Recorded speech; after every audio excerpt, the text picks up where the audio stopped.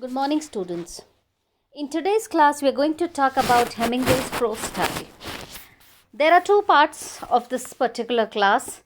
In part 1, we are going to take up the general discussion, and in point 2, we will pinpoint the particular prose styles of Hemingway.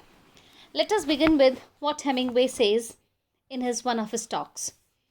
Hemingway sets forth his ambition to achieve a style in his talk with Kandinsky in Green Hills of Africa.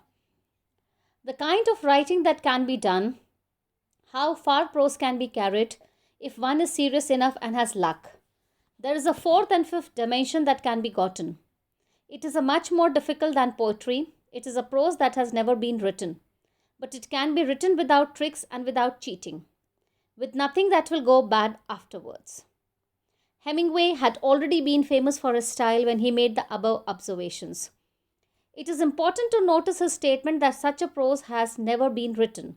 Obviously, he thought that there were certain dimensions yet to be achieved in his prose. He does not make any claim for himself in this passage, but only points to the possibility of achieving those extra dimensions in writing. That he was trying to achieve something new is clear from the difference in style between his novels written before and after Green Hills of Africa. We can say that Hemingway's prose style comes very close to Joseph Conrad's method of putting down what he saw and never what his intellect inferred. Conrad and Hemingway share their attitude to style also to words which have been carelessly and loosely used for generations and to the magic of suggestiveness. Thus Conrad says in his preface to The Nigger of the Narcissus and Other Tales, to quote, "It is only through an unremitting, never discouraged care for the shape and ring of sentences that an approach can be made to plasticity, to color, and that the light of magic suggestiveness may be brought to play for an evanescent instant over the commonplace surface of words, of the old words, worn, thin, defaced by ages of careless usage." These ideas find an echo in Hemingway's Death in the Afternoon, in which the writer tells the old lady, "Madam, all our words from loose using having lost their edge, but your inherent concepts are most sound." Style for Hemingway always meant the right way to do things, as in killing a bull or tracking a wild beast or catching a marlin or taking pain or death. He is reported by Time thus, "The right way to do it style is not just an idle concept. It is simply the way to get done what is supposed to be done. The fact that the right way also looks beautiful when it is done is just incidental." His interest in creating a style for himself showed itself even during his early school days at Oak Park and his early apprentice years on the staff of the Kansas City Star. Therefore, it is not right to say, as Philip Young does, that his style was developed and perfected in the same period when the author was reorganizing his personality after his traumatic experience in Italy. Look at the use of the declarative simple sentences and the technique of repetition, both of which became a hallmark of the famous Hemingway style in the following passage from Sappy Zingen, published in 1916 issue of the Tabula. Quote, "Yes, he had a bad Indian. He was a bad Indian. Up on the Upper Peninsula, he couldn't get drunk. He used to drink all day, everything, but he couldn't just get drunk. That he would go crazy, but he wasn't drunk. He was crazy because he couldn't get drunk." Unquote.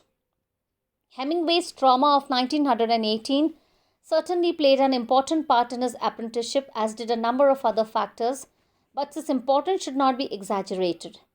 He thought deeply about the problem of depiction and made sincere efforts to cut out the unnecessary details and sentiments clouding the essentials that make the emotion. It was a drive towards masculinity and simplicity unknown to literary writing, and has sharply divided the contemporary critical world into admirers and detractors. Max Easton ridiculed it as a literary style of wearing false hair on the chest. Edwin Berry calls it a stylization of the Proletarian speech, and Leonard Adler described it as an artifice, a series of charming tricks, a group of cleverness, only an effect of style by a prose of evasion. A deep investigation of Hemingway's style reveals two styles, one evocative, lyrical, and tender, and the other depictive, hard-boiled, and masculine, as pointed out and discussed in detail by Charles R. Anderson. This dichotomy corresponds to the contraptual theme which is central to Hemingway's narrative work, the human drama versus the everlasting earth, horological time counterpointed by geological time. the abiding earth or the great Gulf Stream, against the background of which all human effort is ineffectual, demands a tight-lipped, well-honed masculine prose, while the human drama requires an evocative, romantic, tender prose to express its poignancy. The style is best suited to Hemingway's theme of Aphrodite locked inescapably in the arm of Ares, the tender, evocative, poetic style wrapped in the embrace of the rugged simplicity of the staccato sentences. At the back of this dualistic style is the incongruous personality of Hemingway himself, beautifully captured by the New York cartoon, which shows a brawny, muscle-knotted forearm and a hairy hand clutching a rose entitled The Soul of Ernest Hemingway, referred to Robert Penn Warren in his introduction to A Farewell of Arms. There are different points when we discuss about the Hemingway's prose style. In this class, we are going to take up the first point, the cult of simplicity. The rest of the points will be discussed in tomorrow's class. So what is the cult of simplicity? The cult of simplicity is not a novelty in English prose. The authorized version of the Bible has set the pace for it. Hemingway belongs to this stylistic tradition of simplicity. His preference for concrete words, encumbered by merely decorative qualifiers, intensifiers, and figures of speech, can be seen in the following passage from The Old Man and the Sea.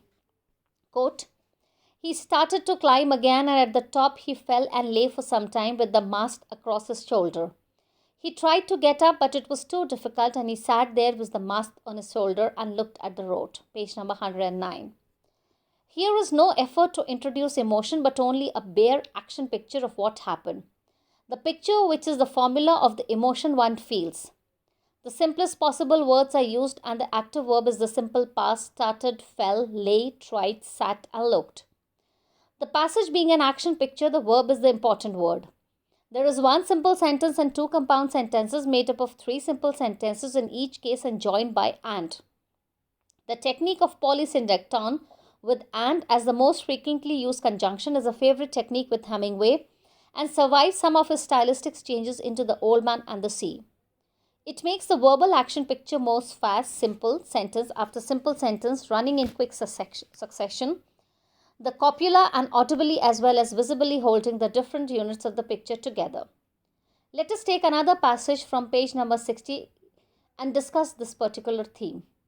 Blood came out from under the fingernails of both his and the Negro's hand, and they looked each other in the eye, and at their hands and forearms and the bottoms betters went in and out of the room and sat on high chairs against the wall and washed. The absence of punctuation and the coordinate and help in leading the reader from one picture to another without any pause until the whole picture hangs as one unit before his eyes. The copula is the non-interfering commentator's voice, now reduced to the minimum. The pictures are simply presented one by one without any commentary on their relative importance and without subordinating one image to another. And helps in this kind of presentation, which frequently is of the nature of cinematography. Joseph Warren Beach terms this the great leveling democracy of the and in his book, page number 101. So in this class, we have discussed about what Hemingway's prose style is, and we have few points to discuss in the coming classes. The very first point that we have discussed is the cult of simplicity, and the rest of the points would be taken up in tomorrow's class. Thank you.